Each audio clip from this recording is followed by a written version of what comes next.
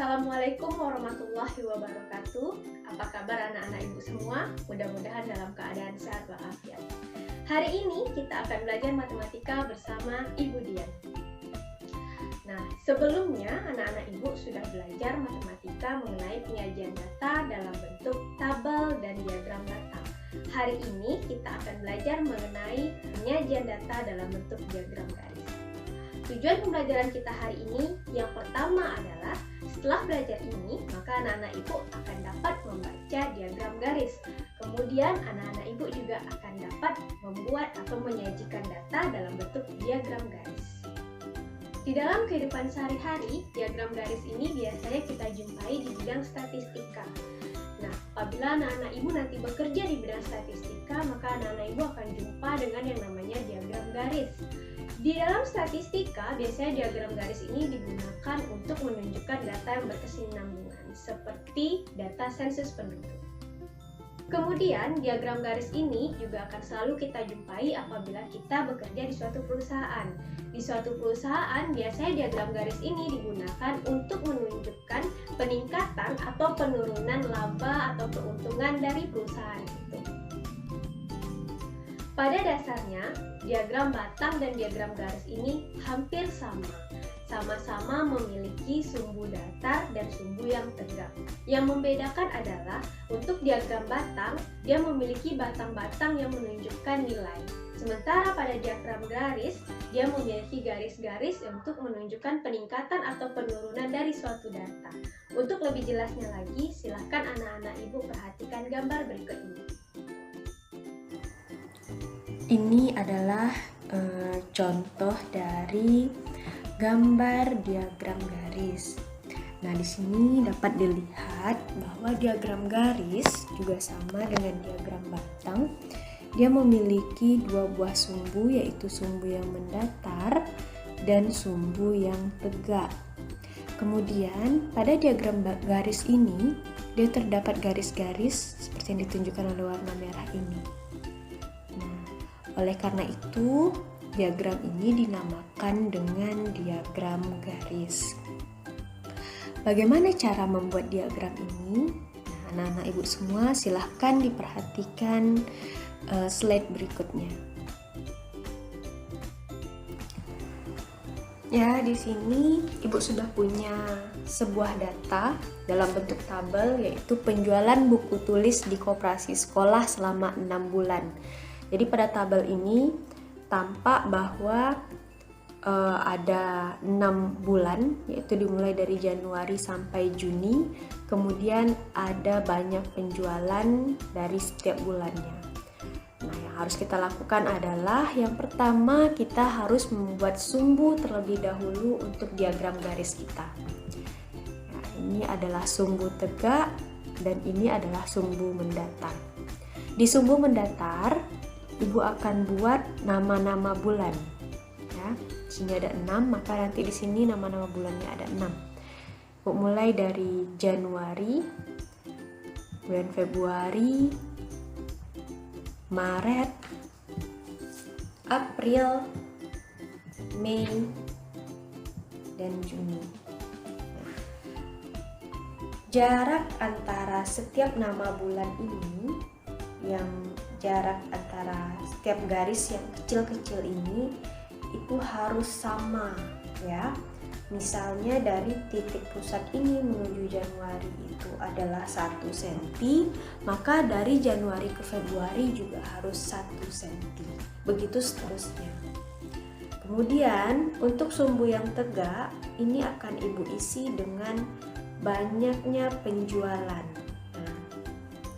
Pada tabel banyaknya penjualan dapat kita lihat angka-angkanya ini merupakan kelipatan dari 5. Jadi untuk di sumbu tegak ini kita boleh memulai dari angka kelipatan 5, tidak harus dari angka 1. Karena kalau dari angka 1 itu akan terlalu panjang, ya. Jadi kita boleh mulai dari kelipatan 5. Jadi itu menyesuaikan dari data. Ya, kalau datanya merupakan kelipatan 3, berarti kita mulai dari kelipatan 3. Kalau datanya itu kelipatan 4, maka pada sumbu tegak ini yang kita buat adalah kelipatan 4. Karena kebetulan data ibu ini adalah kelipatan 5, maka kita akan buat kelipatan 5 pada sumbu tegak ini. Maka data ibu akan dimulai dari angka 5, kemudian lanjut 10, 15, 20, 25, 30, 35, 40, 45, 50. Satu lagi, 55 ya. Batas 55 ini itu kita lihat dari tabel atau data yang kita punya. Data kita punya paling tinggi berapa? Maka kita harus memberikan batas pada data yang paling tertinggi. Jadi tidak boleh kurang dari 55 ya. Kemudian sama halnya seperti nama bulan yang ada di sumbu mendatar, garis-garis kecil yang ada di sumbu tegak ini juga harus sama jaraknya.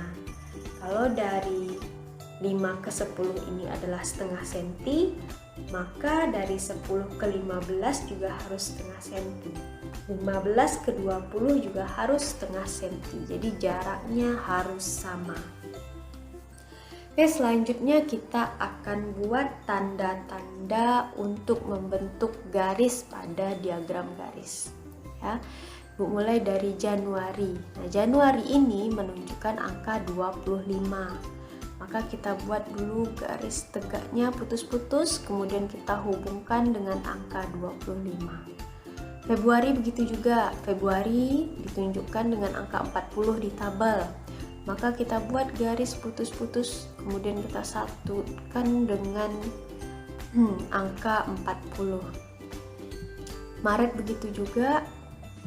Maret 45, kemudian April 15, Mei 30, kemudian Juni 55.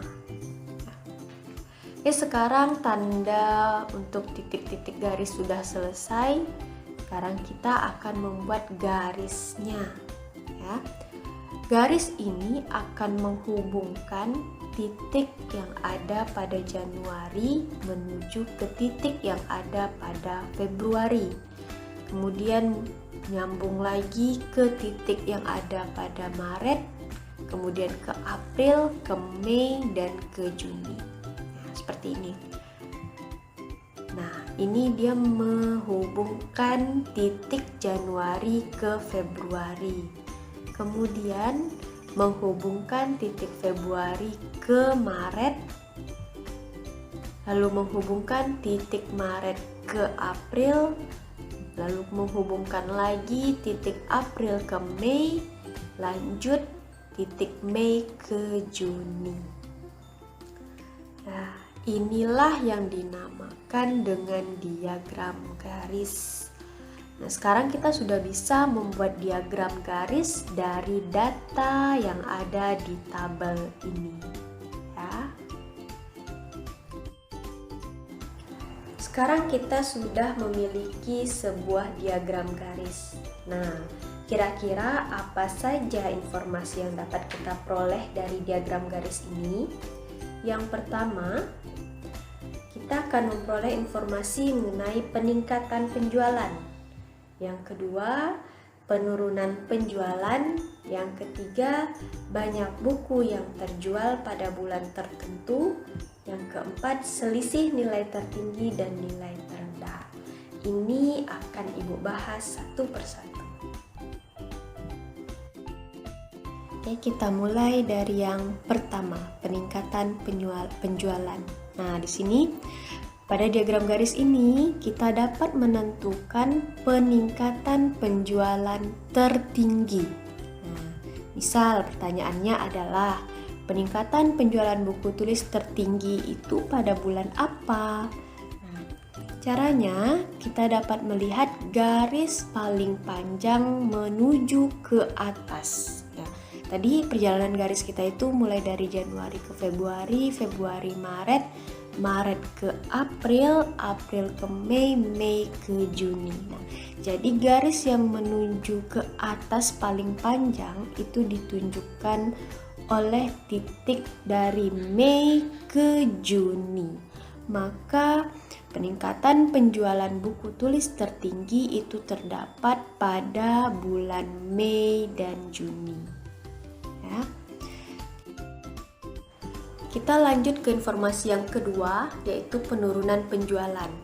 Nah, misal pertanyaannya adalah penurunan penjualan buku tulis tertinggi pada bulan apa? Nah, untuk penurunan yang kita lihat adalah garis yang menuju ke bawah.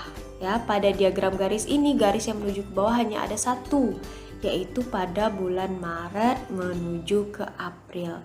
Maka jawabannya adalah Maret menuju April.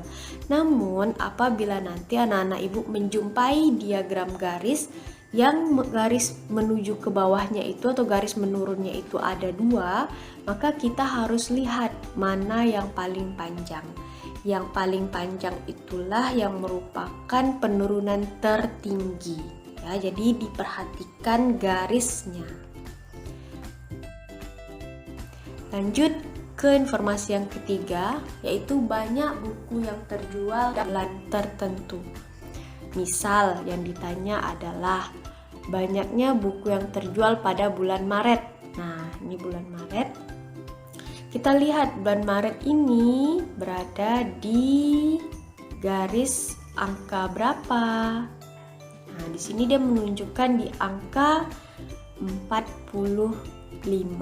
Artinya penjualan buku pada bulan Maret itu ada 45 buah. Kemudian kalau yang ditanya lagi adalah di bulan Februari, maka kalau Februari ini menunjukkan angka 40. Maka penjualan buku pada bulan Februari adalah 40 buah. Misalnya lagi pada bulan Mei. Nah, pada bulan Mei ini tandanya menunjukkan angka 30. Maka penjualan buku pada bulan Mei itu ada 30 buah. Informasi yang keempat yaitu selisih nilai tertinggi dan nilai terendah. Nah, misal soalnya seperti ini. Berapakah selisih penjualan buku tulis pada bulan Maret dan Mei? Nah, selisih pada bulan Maret dan bulan Mei itu kita lihat dulu. Pada bulan Maret itu menunjukkan angka berapa? Pada bulan Maret sini menunjukkan angka 45. Maka 45 itu kita kurangkan dengan penjualan buku yang terjadi pada bulan Mei. Di bulan Mei penjualan bukunya ada 30. Nah, maka 45 dikurang 30 itu hasilnya adalah 15 buku.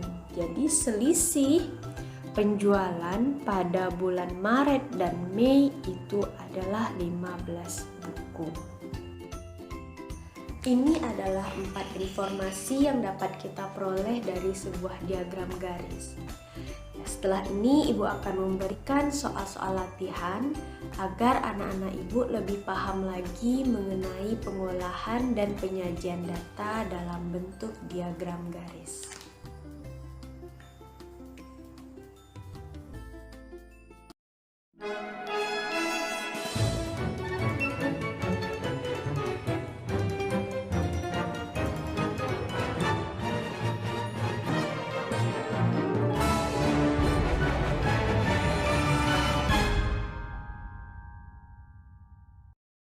Agar anak-anak ibu lebih paham lagi mengenai penyajian data dalam bentuk diagram garis, silahkan kerjakan latihan yang ada di buku paket halaman 333, nomor 3 yang A dan B, kemudian nomor 7 yang A saja.